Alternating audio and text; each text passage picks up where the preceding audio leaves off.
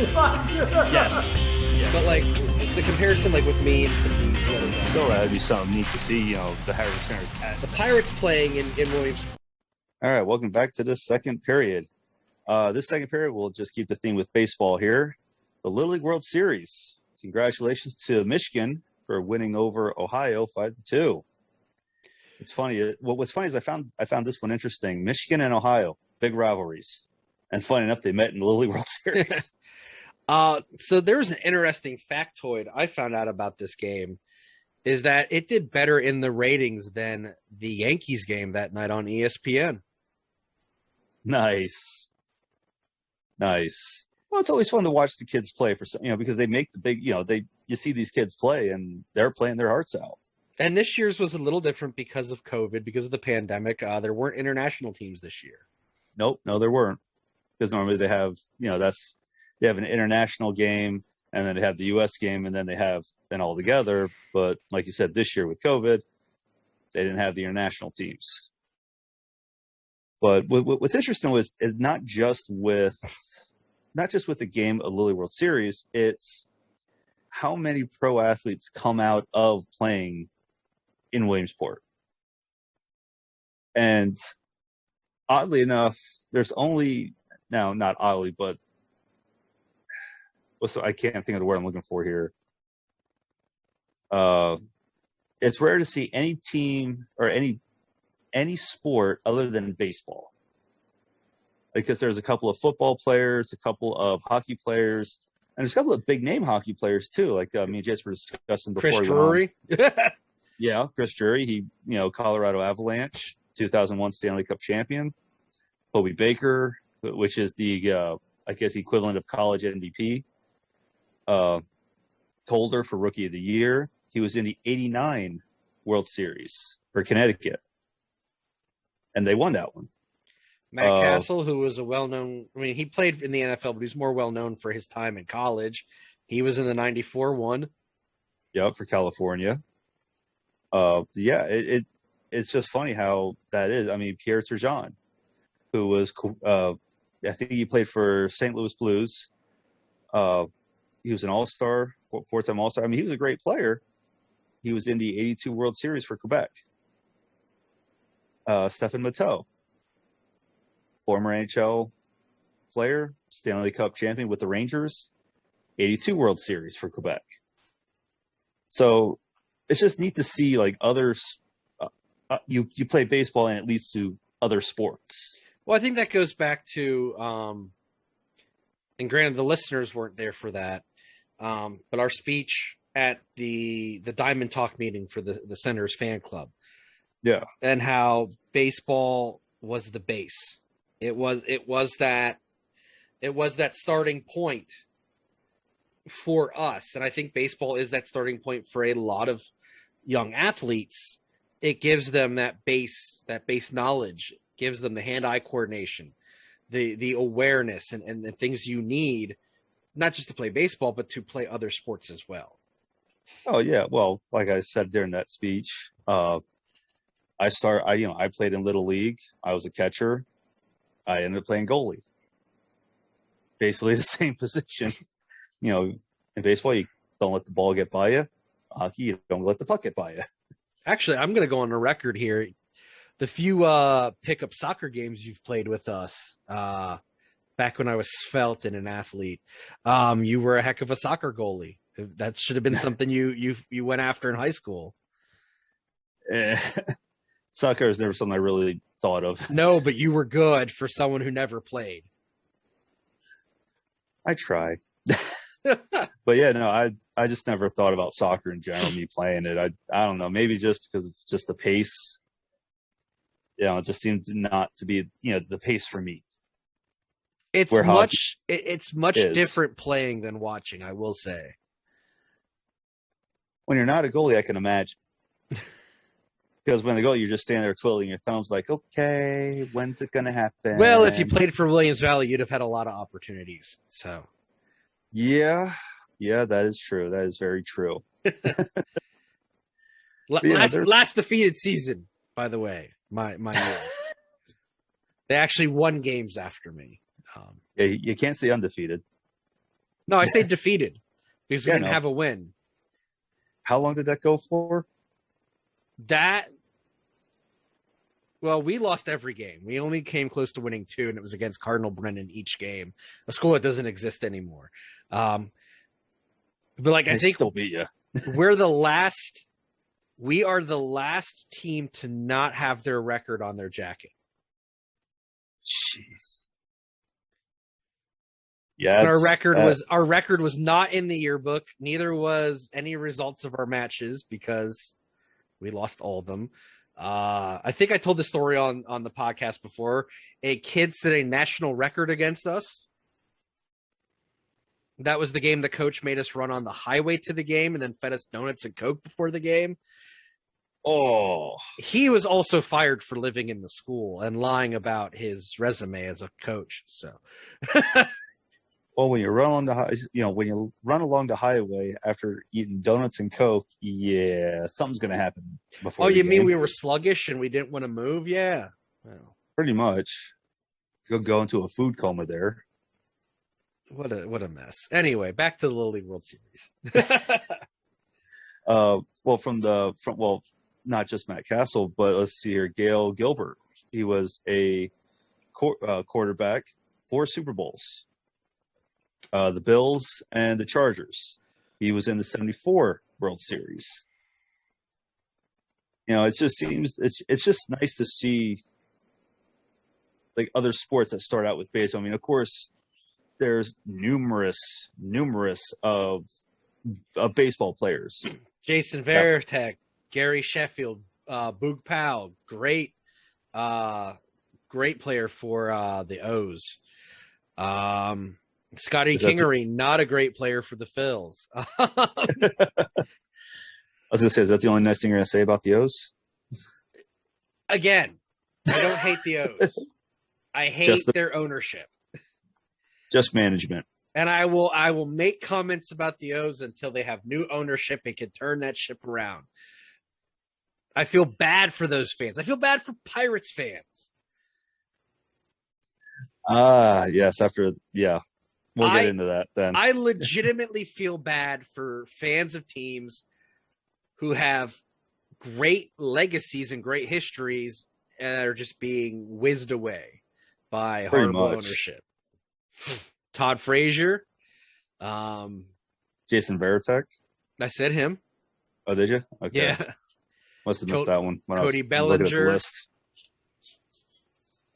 Yeah, you expect you play Little League World Series, you're going to go into baseball.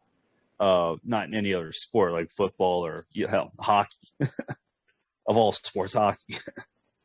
Yeah, but as we grow up, we get older, the things we play and the things we gravitate to change. I mean, I started out playing T-ball in Little League, and I was on a championship golf team in high school. I was on a not championship soccer team, as I just told everyone.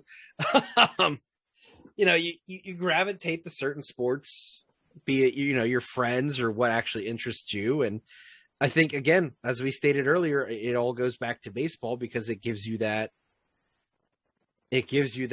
base to start with, that foundation to grow from.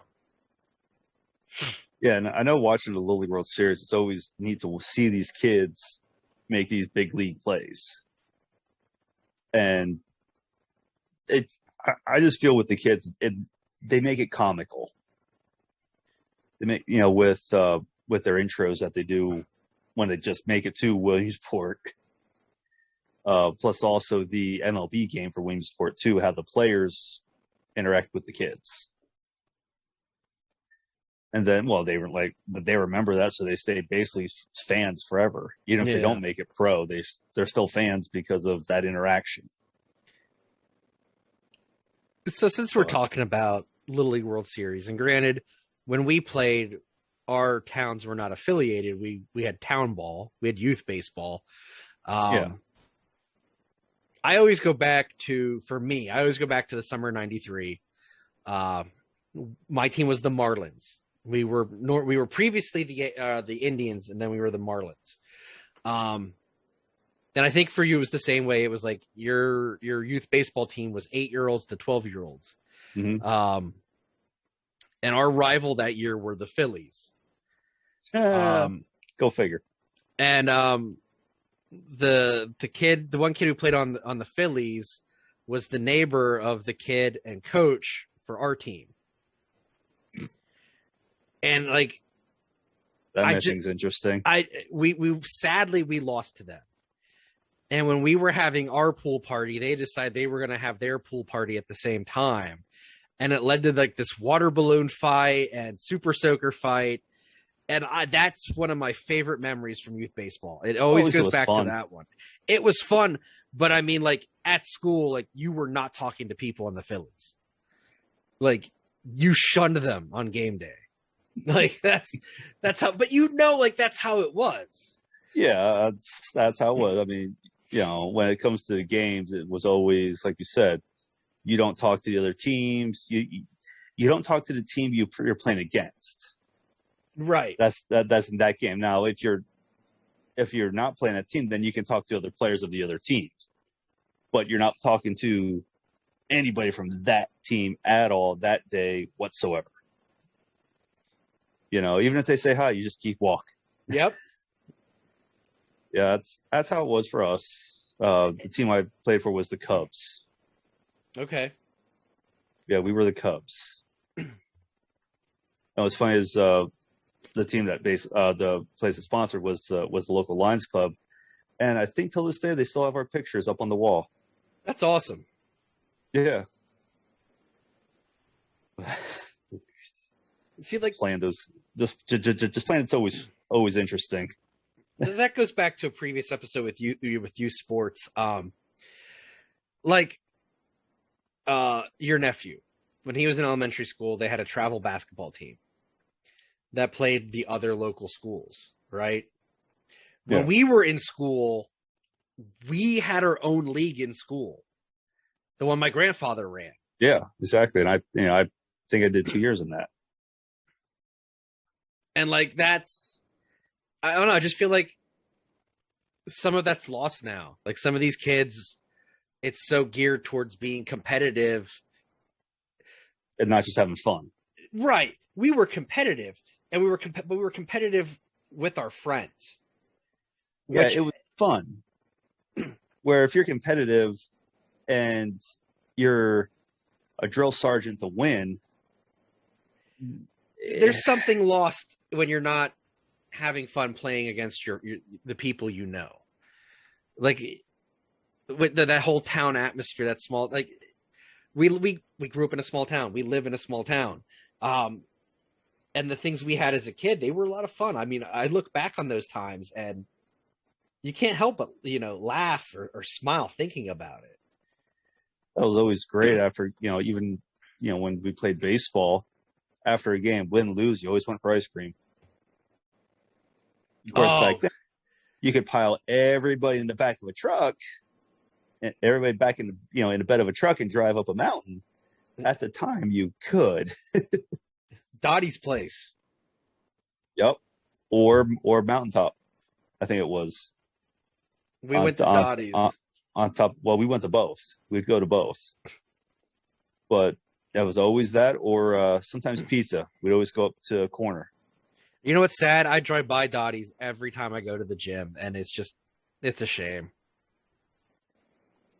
That place used to pack, too.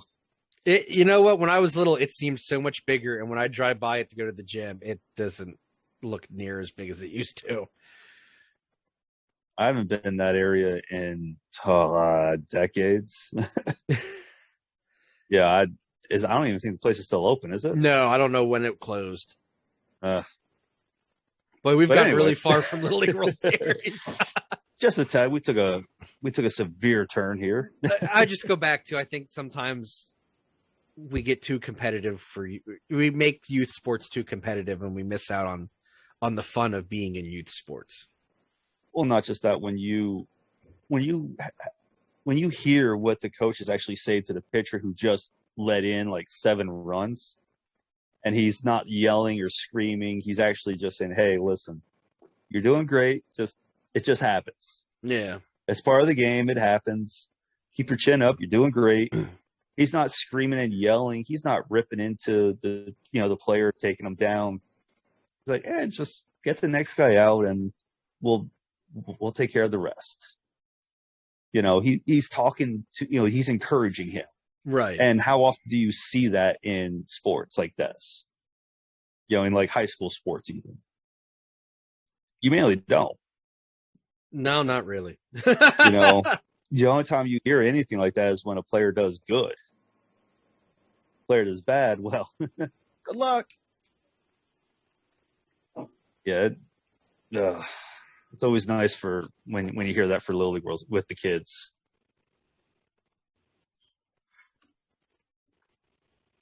So, yeah, I mean, it's just interesting to see a lot of different players, a lot of different sport, like big names, come out of Little League World Series that went to other than baseball. Right. So, on that note, that is the end of the second period. Right back after the short break.